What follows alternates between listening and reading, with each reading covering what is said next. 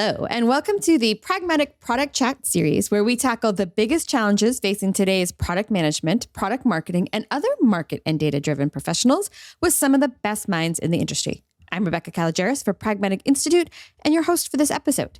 Today, we've got a brand new guest on the show, one that I've had the pleasure of talking to in several different sort of capacities in my career, but I'm excited to have her on the show for the very first time. We are having Amanda Northcutt, who is CEO at Level Up Creators, an organization she founded to build and optimize recurring revenue businesses for digital thought leaders. Welcome, Amanda.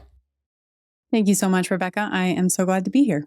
All right. So, Amanda, for those not familiar with you and the great work you do, kind of give us your origin story. How did you get where you are today? How did you decide to create Level Up Creators? And why are you so passionate about it? Yeah, thank you. I think like most people, I got here by accident and took a completely nonlinear path that I never would have imagined for myself in my wildest dreams. Okay, so we can start way back, but I'm going to be really quickly. So growing up, I have one older brother, and he is now a wildly successful lawyer, and he talked all the time. My parents still joke that I didn't even talk or come out of my shell at all until he went to college 4 years ahead of me. And so it was very surprising when my parents begged some friends to give me a job at their shoe store that I was very, very successful at that. I completely came out of my shell and was not the introvert I think they thought that I was. And started like breaking national sales records left and right, and just absolutely fell in love with helping people find solutions to their problems. And in this first instance, with what they put on their feet, which it turns out makes a big difference in our lives. And so that's kind of where I got started in sales. I immediately fell in love with not just sales, business as a whole, and how businesses play such an important role in our culture and service. And so that has been kind of my entire POV for my 20 plus year career. So in college, my sophomore year, I started in sales at this, what is now a giant media company called TexAgs.com. It's a collegiate fan site for Texas A&M University. Got totally thrown into the deep end. These guys that I knew heard that I could sell, and they had started this website and they needed some help. And so I went in on a commission only basis and just loved it. I stayed for a decade. Then I had a major health crisis and found myself in a place where I needed to find out how to apply my knowledge and skills and expertise in an area where I could make as much money in as little time as possible. And no surprise, in the early 2010s, that was software as a service. Mm-hmm. So I started taking all of my learnings from this membership community website, all based on recurring revenue, and applying that on the revenue side of SaaS. And so did a number of dozens of consulting gigs and a handful of fractional executive gigs, all the way from, CSO to CRO to CFO to COO. Now I am COO of Level Up Creators. I did leave Silicon Valley at the end of 2022, kind of had like a COVID level epiphany of, hey, have been very successful by all of our Western measurements of success, but I would like to take my skill set and help individuals who are not going to have access to big chunks of big business equity, and therefore the opportunities to earn wealth, and much less like generational wealth. And so I was very fortunate to grab a bunch of people who have followed me around to different executive posts in the SaaS world, and we built Level Up Creators. And so that is where we are today in 2024. So that was a very quick 40-year journey. No, that was great. It's very funny. I could relate very much to, I had mom who was a director in a theater, and my brother was an actor. And so they were just extraordinarily outgoing so I just thought I was really shy. And then they weren't around. And I was like, oh, I'm not as shy as I thought I was. There was just, nice. And I adore them, but right, they filled the space. Yeah. So that's how it worked. That's so funny that we share that. Oh my gosh. That is funny. Okay. So we at Level Up Creators, I love that they kind of focus more on the individual, but really though, in taking a lot of the same principles, right? Like how do they take their great name brands, right? Like the brand is their name, and their thought leadership, and turn this into recurring revenue by a variety of different ways. And I think we can talk a little bit about that. And one of the things I really want to focus on, because I think it's really important for our audience as well, is you think about subscription businesses and recurring revenue. There's both the aspect of getting new customers, of course, right? Getting new subscribers, getting new people in, but as important, if not more so, is keeping them. right? Making sure they don't churn, making sure that you're getting sort of the most out of those that you convert. And that's an area I know that you spend a lot of time focusing on and thinking about. So let's start just a little bit. Okay, we know we have Level Up Creators. Tell me a little bit about the services you provide, just for context for our listeners. And then we can talk a little bit about in those services, how you really focus on keeping customers. Sure thing. So Level Up Creators is a very high touch, white glove consulting firm. We help people monetize their personal brands. There is certainly more to it than recurring revenue, but that's kind of like the tip of the iceberg, the lead in. That's a very attractive place to position ourselves, obviously. And all roads do lead to recurring revenue, but you've got to have a number of other steps in the entire customer journey. That's the main part of it. And there's a customer journey within that recurring revenue product itself. But so we help people take their knowledge, passion, expertise, and kind of figure out what the middle of that Venn diagram is and what the value metric is that they can provide to those whose attention that they have, right? And so we help them develop one-off digital products like courses, ebooks, or anything like that that will further help establish them as a thought leader, get their businesses off the ground. Typically a membership community and a high-touch group coaching, like a high-touch small group coaching program, like high ticket. And we very thoughtfully connect all of those actions that we want people to take with marketing automation. We're very big on email marketing, email newsletters, lead magnets that get people onto your email list. And so we help do that in a very high touch, like done for you way in the consulting firm. And then we also have Level Up Creator School, which is our one-to-many product. And that's more like the done with you model as opposed to done for you. So you get a tremendous amount of access to myself and my entire team. So we are sort of like a fractional team of advisors. And of course, we have a very nice, supportive, safe peer community within that membership product, courses and other resources, and then a lot of synchronous live access, again, to myself and my team. Nice. And I know having kind of seen your team in place, you've got people with deep marketing experience, deep finance experience, deep technical experience, video experience. Like it has a whole lot of piece. So I think it's a really neat how you can kind of do it yourself or have it done for you, depending on where you are and what bandwidth you have, right? Okay, so let's talk about customer journey. And when you're talking to a new client and you want to talk at the customer journey, kind of how do you set them up on that process? What do you want them to focus on? Well, it all starts with, as we know in product development, we are looking for how we can provide solutions to very painful problems that a specific subset of the population have. And so we're always starting with solutioning and ensuring that we have that product market fit and that there is appetite, demand, and hopefully competition for what this individual thought leader might be able to offer. So we want to think about the customer journey very holistically in that we are providing ongoing, continuous value to deeper and deeper levels of pain and helping add value, make things faster, easier, help people make more money, save money, whatever the case may be. We talk a lot about foundational desires. I mean, like deep psychological principles. We are taking people on a journey of transformation from a place of maybe lacking confidence, lacking clarity, being powerless, whatever the case may be, being in a job they don't like, to a place of confidence, clarity, power, connection, and all sorts of things like that. So that's like that's very central to this solutioning exercise. And then, of course, we're talking about like the actual outcomes, more tangible outcomes, right? We're speaking to these foundational desires, but we're looking for these tangible outcomes that we can help provide.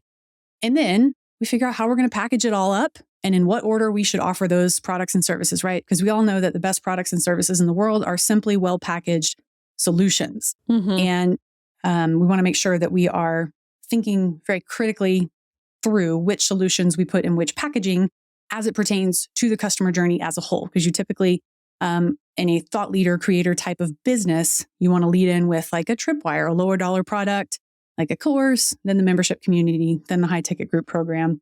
And so obviously it matters very much what packaging you put over what problem or what solution, because price tags are really important, as it turns out. We want to maximize LTV. That's the goal. Yes. All right. So let's talk through a couple of those different ones. Obviously, market problem fit, market fit is at our core. One thing that I just want to touch on, because you mentioned it, was that you said, and hopefully there's competition, which I think is smart and also super interesting. So tell me why you're like, ooh, competition is good and not a place that you should be scared away from.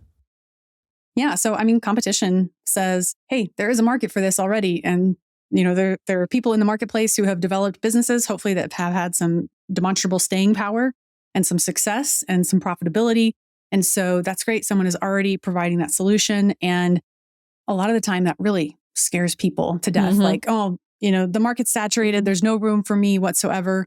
But in my particular line of work, when you are working in this sort of like creator economy with individual thought leaders, the cool thing about it is typically you've developed your personal branding, you've gathered people around yourself and your particular area of expertise. And it's the 1-2 punch of your personality, the way in which you deliver information, and the subject matter, right? And so that is what gives influencers and creators and people with personal brands so much damn power, because people connect with people. People don't connect with businesses unless you are one of the lucky ones like Apple, right? But recent data is showing that affinity for individual creators is about to surpass that affinity that we have for these major global legacy trillion-dollar brands, which is fascinating.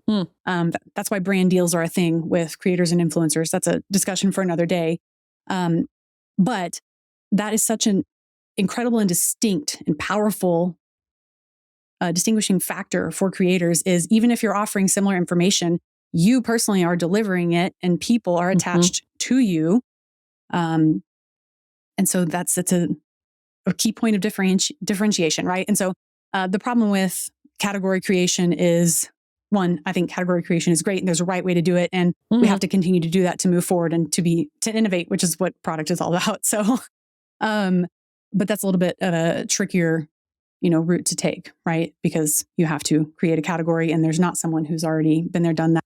The t-shirt blaze the trail for you. It's hard also because you spend some time, and this is true in all kinds of products, convincing people they have a problem, educating them, right? It can happen, but it is not a fast piece, right? Because if they don't recognize the problem in the self, they're not going to pay to solve it.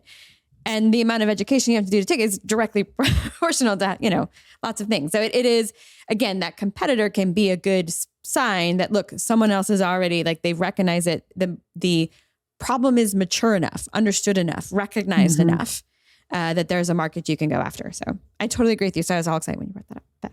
Yeah. Well, I mean, do you talk about stages of awareness much on this podcast? I've only listened to 3 episodes, full disclosure. Well, you should listen to more. No, I will. I'm just kidding. We've talked about it, but not in great detail, right? So, I mean, it's always a great topic to talk about. Well, you just pointed out such an important piece of the stages of awareness, because if they're not problem aware, your sales cycle is so much longer and it's so much more painful. Oh my gosh. So if you can get right to that, slot in right at the next stage of problem aware, you can make so many more sales so much faster. So anyway, I just wanted to point that out. No, I totally agree. And it's well put too, thinking of it as problem aware. Okay, so then we talk about sort of solutions and packaging. And this is always really interesting. We talk to sometimes with companies with SaaS that have freemium models, right? Yeah. The idea, of course, with the freemium is give it away and then you're going to love it so much you're going to upgrade. And it's that same idea that you're talking about of, I've got to step them in. I have to give them enough value in the beginning, whether it's free or minimum, right? If it's a minimum pace, like a course, right? Either way, I have to package enough that you're excited and see that there's more. But I can't give you everything then at that level, because then I don't have anything left there.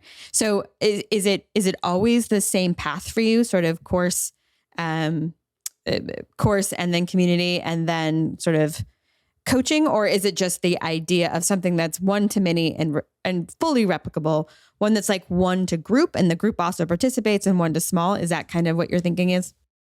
That, yes. Okay. Completely asynchronous, available 24/7, 365, requires no further input or engagement from the person who made the one-off digital product. And then one to many requires continuous inputs, but not at what's the word I'm looking for? Not in an inexhaustible way. Like you can manage it, right? And then these smaller groups, it's like one to few. Yeah. Yep. And then I think the other one thing that you talk about with your clients, and that's really important for everyone here listening too, is that you map out the process and how we're going to move them from space to space at the very beginning, right? The number of people that I've seen who are like, I'm going to do this for free, and then we're going to convert them. I'm like, well, how are you going to convert them? They're like, we're going to get to that problem when we have people to convert. And I think, oh, no, right? Like you really want to map this out ahead of time. And it's an important part of how you build it and how you market it is to understand that. So how do you help people see that full long play up in advance? What is your advice for them? Yeah. Oh, one, I feel like I want to go on a tangent on freemium, but like, please don't start with freemium. Oh my gosh, I totally align with you because then you don't know what the value metric is, right? And then you can get into major customer service problems and engineering headaches with that. But how do we map out the customer journey? Well, I think it's literally coming up with that list of problems that this person is uniquely positioned to solve, that their audience wants solved from them, and rank ordering, like stack rank ordering, most painful to least painful problems. And then we can match that with a list of about 15 product and like digital product and service options that we typically help creators and individual thought leaders provide. And then it's kind of like slotting into a system, right? And so we're extremely methodical. And what's going to make sense, right? We need obviously to charge the most for the most painful problems. We also have to get people into a customer journey where there's starting to be a mutual exchange of value as opposed to a one-way relationship where we're just giving out content for free. We need people to pay us for something. So there's a delicate balance to be had. And ultimately, you can only make the best decision that you can with the information that you have at the time. I'm really big on tracking the customer journey, both qualitatively and quantitatively. I love revenue operations. I'm a firm believer that if product is working in a silo apart and away from revenue operations, or if you don't have revenue operations in the first place, you don't have anywhere close to a full data set from which to make informed decisions as a product leader. And so you go out of the gate with your best guess. If you've got us working with you, we've got tons of experience, many decades, and it's going to work. Something is going to work straight out of the gate. But then it's running a business like this and a SaaS business and an IoT business. Aside from accounting and finance and risk management and stuff, it's just about knowing which dials to turn at which times to increase your conversion rates and get more people in the pipeline in the first place. And so we teach people that we work with, we're going for like knowledge transfer also, not just like where we have to continuously handhold you for the next decade. We're going to teach you how to think. And so if you're thinking about, okay, I've got this data set from top of funnel, which would be in most of our cases, like social media follow, something like that, podcast downloads, things like that. How many people from there signed up for our newsletter through a newsletter sign up or a lead magnet? How many people from there bought our first thing or signed up for the freemium? And then from there, what's the value metric to get them to buy the next thing or sign up for the membership or whatever the case may be. And so we're looking for unusual things like, okay, which one of these things doesn't belong, sort of a situation in the revenue operations dashboard. And then we're going to try and drill into that problem, make a tweak, run a test, measure our results, see what happened, make an informed decision about what to do next. And it is that on repeat forever. That is running this kind of a business, right? Well, and I think that that's really important, that sort of forever, because it's not about, it is about, right, moving them through each stage. But even as you go through each stage, like you need to keep them there, right? So once we've converted them to a community member, or once we've converted them to a member of the group, then the focus comes into how do I keep them? How do I keep them happy? And it is a similar process, but a somewhat different mindset versus how do I get them to the next spot? It's how do I get them to love the spot they're in? And when you're thinking about that, what are you focused on? What are you looking at? Do the metrics change? Do the processes change? Right. So metrics that we're looking at specifically within a membership or SaaS are things like LTV, CAC, LTV to CAC, MRR, ARR, net revenue retention rate, things like that. And so to keep people happy where they are, we have to continuously add value, right? Always leveling up on value. You cannot ever stay stagnant in a recurring revenue product because the key element amongst any recurring revenue in the world, whether it's physical, digital, membership, community, SaaS, IoT, is that whatever you are providing is consumable. Relationships are consumable. Information is consumable. Technology and technological outputs are consumable. Quantitative information. And so you want to like have this mix of I am helping you increase your skills or get whatever value outcomes and transformation I promised within my marketing. And I have a very regimented way of like doing that. We start in onboarding and then keep people on the line through, again, providing new content, bringing more people in to build relationships. In my case, it's like the creator or thought leader is sort of the niche celebrity in their membership community. And so access to that niche celebrity is consumable. And so people want more and more and more of that. You want to build on elements like exclusivity, FOMO. And so if you're teasing out what's coming up, like feature releases, obviously in SaaS, content releases, or special guests in membership communities, you're keeping people on the line by doing what you said you were going to do in the first place, which is very important business principle for no matter what you're selling. And then teasing what's coming out, right? So that they'll stay, giving them more and more reasons to stay, getting them to bring their friends on, and creating like a positive peer pressure environment as well. So one thing, just maybe more specific to your business than some of our listeners' business, but as you said, the thought leader is a consumable product, right? And so there is somewhat a finite amount of said person. How do you then help them scale, like not past the breaking point, or right? Or how do you, when you work with a business and they're really successful for a while, that has to become the next stage. Like there is a limited amount of me. Now what? Right. Well, that is kind of the beauty of the membership, and you can structure your content within a membership and your live events such that you don't feel so much pain as the group grows larger. And also as time goes on and the group grows larger, you want to elevate the importance of the community and the relationships of the people within the community. You also want to bring on other experts. You want to elevate people within the community to help with things like forum moderation, and participation, right? And so over time, especially if you want to ever be able to sell this kind of a business, the niche celebrity, the importance of their direct participation has to reduce as the value of the community and the content has to increase. But that's a very fine line to walk. So specifically, if you're Amy Porterfield and you have a Q&A and there's 5,000 people in the Q&A beforehand, you have your team collect questions beforehand and find the most common ones that are being asked. And those are the 12 that she addresses, right, on a Q&A call. And so maybe there's time at the end for a couple others that have been submitted through the chat that her staff is sending to her. Okay, these are great. But otherwise, if you are teaching workshops or webinars or something like that, it doesn't matter how many people are on the call. You can have 10 or you can have 10,000 and everybody's getting the same amount of value in theory, depending on how it's delivered, right? As long as it's relevant messaging and you're doing what you say you're going to do. So there are certainly ways around that and a way to present the growth of the community in such a way that increases the value for everyone, rather than people thinking like, oh, this is getting too big and it's not intimate enough. You can break people off into cohorts or group them by stage or any kind of commonality, breakout rooms, and you just need more support staff to facilitate small group peer interactions. Nice. One of the things that I think is a human truth that we once we've solved a problem, we forget how painful it was, right? They always say this, or once you go through something and you're on the other side, you forget it's just it's a healthy thing. It's why we have more than one kid sometimes, right? Like you're like, oh, that wasn't as bad as I remember, right? It was. But I think that the reason I bring this up is from when we're talking about a subscription product, right? But that I'm in for a long time and I need to remember the value it's providing me. Not only the initial problem it solved, but how do I what value am I continuing to get this?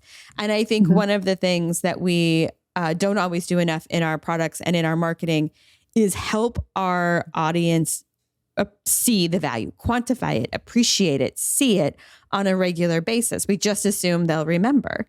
And we want to make it more concrete in their mind. I know your head is shaking, so your agreement here. What are some things that you recommend to help people, help their subscribers see the value and really feel it tangibly?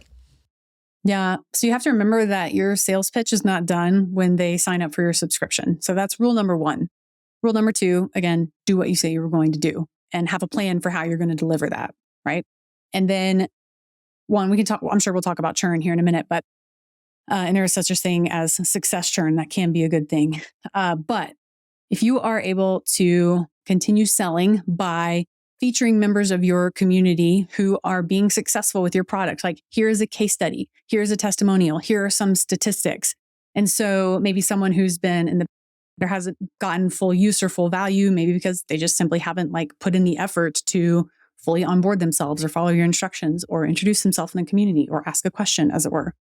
Then you can continually like entice people to come back in by reminding them of the success that other people are having. Mm-hmm. I'm also really big on like creating a newsletter for your paid subscribers. And so you're, again, constantly, here's the carrot that you're dangling out here. Here's the new course that's coming out. Or if you haven't taken this course yet, make sure you take it. That's another sort of aspirational thing, is people sometimes stay on the line because they're like, oh, I'll do that next month. I'm going to not cancel because I know I'm going to get to that course next month. And then they don't, but they stay because they think that they will. And you're continually reminding them of the value that's in that course, for instance. And here's other people. You're seeing a lot of social proof. So it's kind of that carrot and the stick. Like, here's these amazing results you're going to achieve because these other people have achieved them and they've got the same access to the stuff that you do. And then the stick piece of it is FOMO, right? Like, you're going to miss out on X, Y, and Z, speaking directly to foundational desires, outcomes, solutions, better life improvements, money saved, money made, whatever it is. But it is continuous. But there are systems and ways to do this in a way that is not overwhelming. And I think, again, it's true across all of our software products, right? When we're like, yep, no, we all know there's a switching cost, which helps us a little bit when we talk about churn. Like, oh, that'll be painful. Maybe more so on our software than there is in some of these other pieces. But it still is. It is making sure they can see the value that it's delivering on a regular basis. All right, let's talk about churn. Yeah. Churn matters, my friend. Right? It's a pretty big deal. Yeah. Yeah. Matters a lot. It is the difference between a successful business and an unsuccessful business quite often. Let's talk about some of the sort of like your big tenant thinkings about churn, how to reduce. And then to your point, what cases are churn can be good too. Churn can be our friend in some situations. So let's chat that through. Yeah. And I'm also realizing I forgot to say the word churn earlier when I was talking about most important recurring revenue metrics. So that would be number one on the list, probably. Yes. Okay. So there's a lot of different types of churn. Let's talk about, we can talk about success churn. Someone has achieved the desired result. You do not have anything else of value to offer them. And hopefully you can get a testimonial and a case study.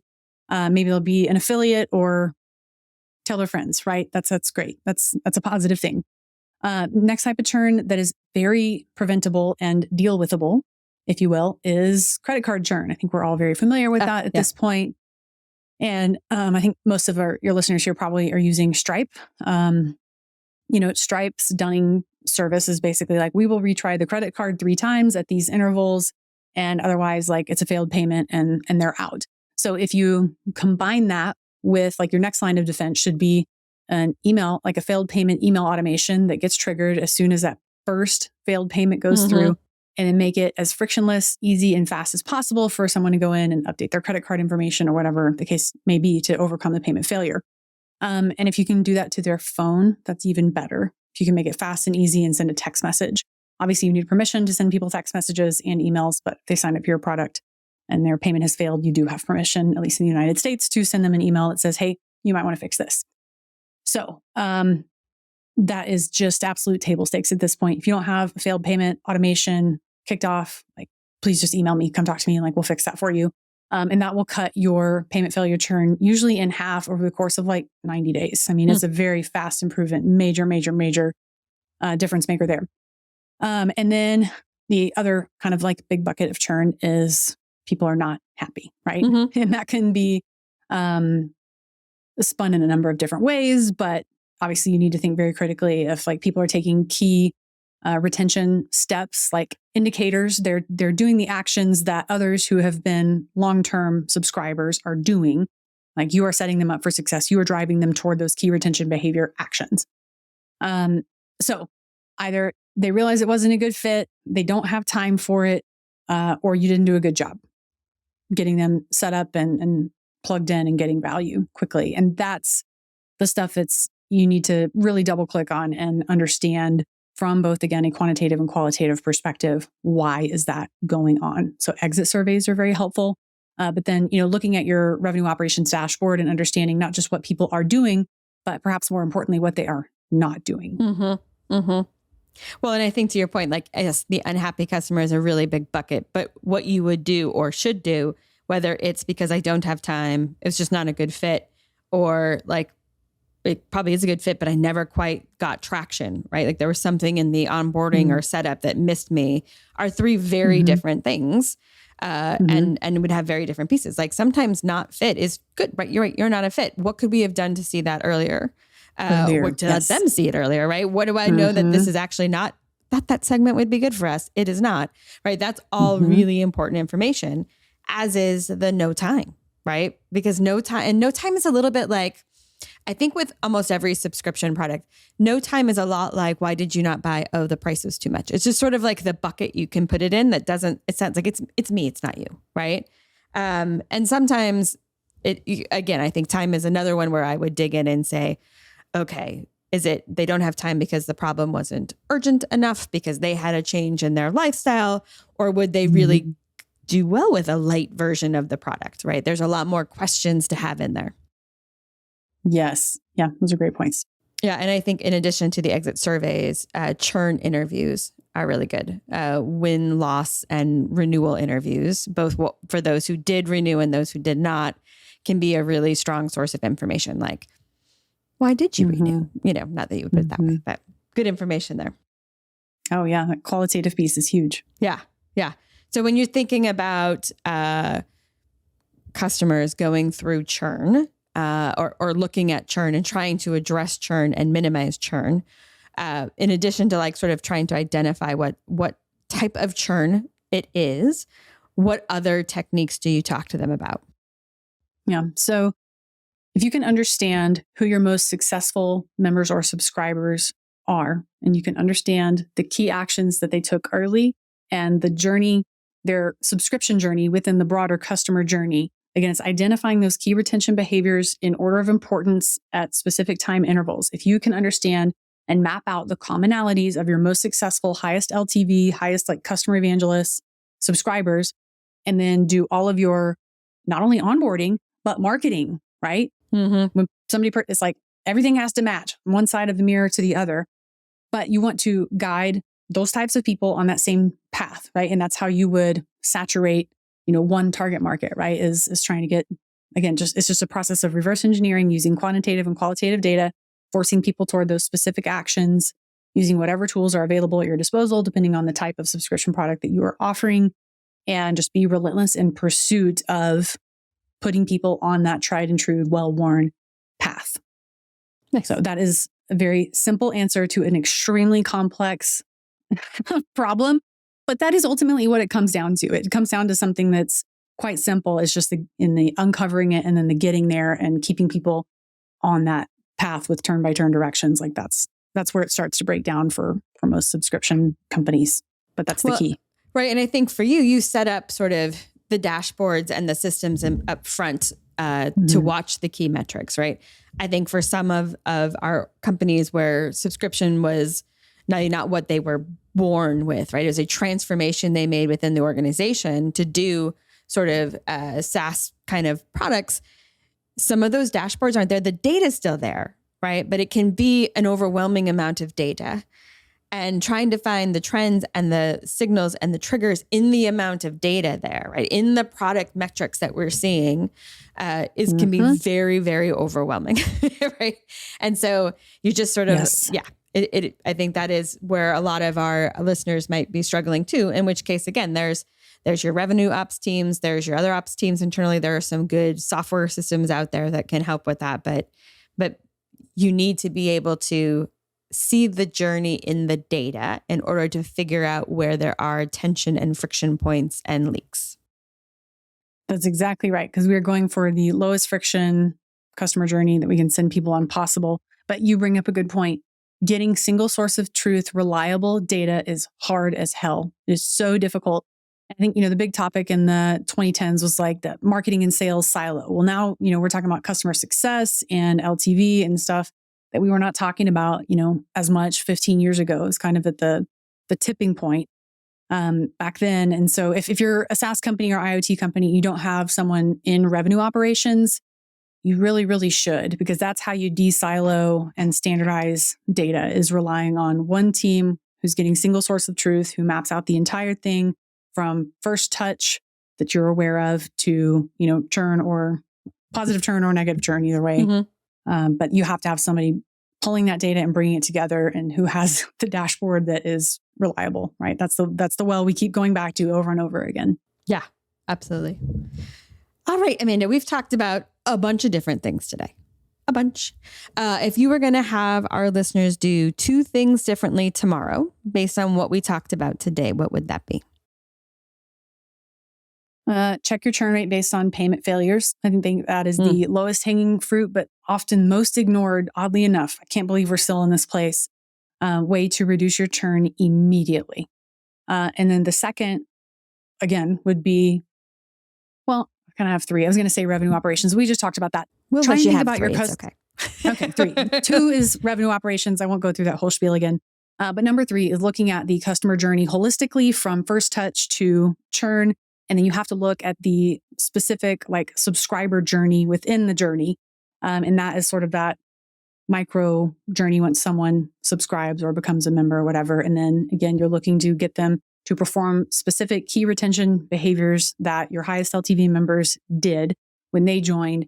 And then remember that your job is to continuously remind people of why they're there. They need purchase confirmation every single month. Your sales job is never, ever, ever done. I know that turns over to success once someone becomes a member, but if success can think more like sales, then that's going to help with retention tremendously.